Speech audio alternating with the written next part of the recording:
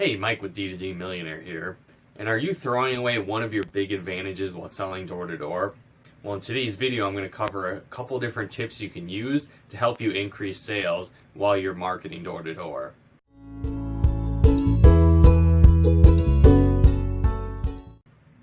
So one thing that unfortunately can happen from time to time with sales reps that are struggling is basically they'll look at other people that are succeeding at a high level or getting great results, and in their mind they think that those people somehow have better contacts that they're talking to, that their territories are better, or the people that they're talking to somehow have better homes or more income or something to that effect, and that's why they're buying, rather than just understanding that it's a skill set that needs to be learned and that they need to take consistent action and have the right attitude to get similar results. And so what unfortunately can happen is people get the idea in their mind that their territory is bad, so they have a bad attitude, and at the same time they start pigeonholing their area and only talking to certain people in certain home types or in income levels or something to that effect. And that can actually hinder you greatly, and it actually takes away one of the biggest advantages you have while marketing door to door. And basically that number one advantage you have is the ability to name drop and capitalize on existing customers and neighbors of those customers to get better results while you're selling door to door. So again, what happens a lot is sales reps position themselves as just that, a sales rep, someone that's just there to sell someone something, rather than being a messenger of good news and delivering a great offer that that potential customer wants to know and hear about. And so what happens when you start to pigeonhole, you lose that advantage of name dropping and creating that sense of being a messenger of good news.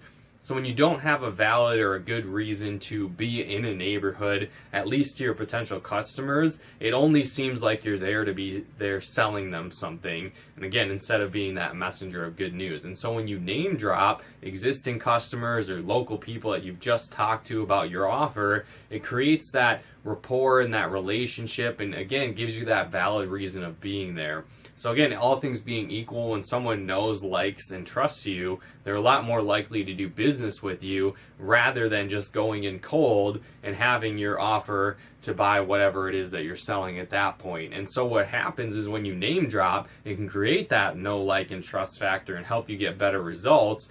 But if you're pigeonholing throughout your territory, only talking to certain people, it kind of eliminates the value that you get from name dropping.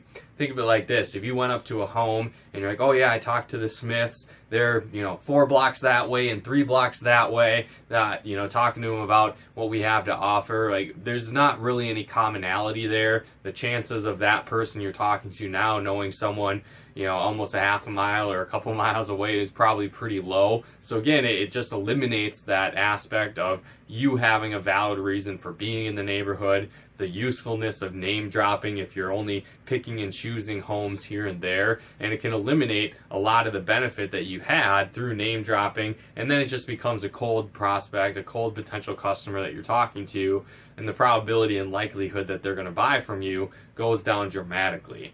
On top of that, time is money in door-to-door sales, and most of your time should be spent talking to new potential customers and then seeing if they qualify for what you have to offer and for more of your time. And if you're only pigeonholing homes here and there, only talking to certain homes in your territory, it makes it really hard to stay on track and hit your numbers.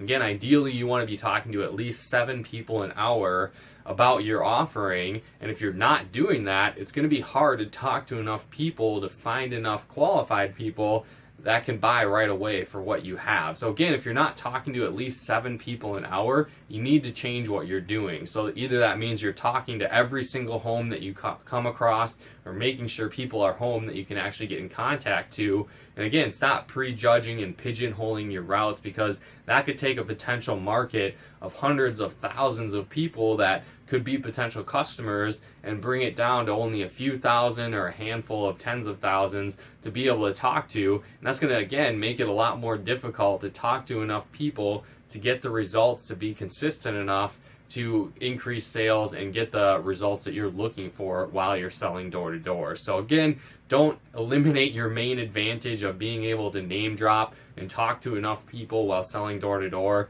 by prejudging your potential customers, your territory, and starting to pigeonhole where you're at. So again, hopefully you got some benefit and value out of this video. If you did, feel free to comment and share.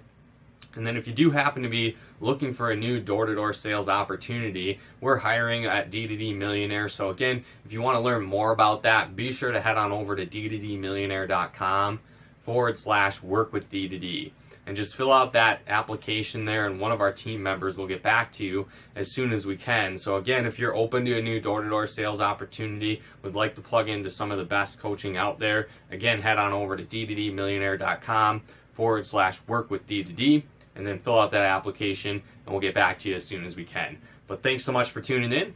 We'll talk to you more soon.